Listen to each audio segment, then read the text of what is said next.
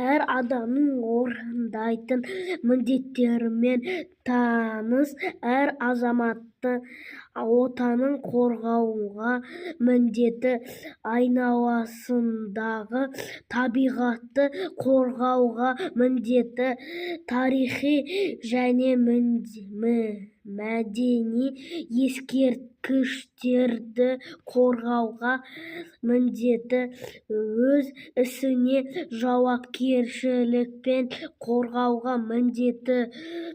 Жауапкершілік – бұл саған берілген міндеттерге жауаптылықпен қорғау.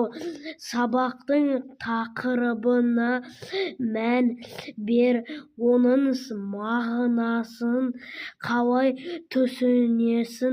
Отан деген не? Табиғат пен адамды отан деп атауға болады.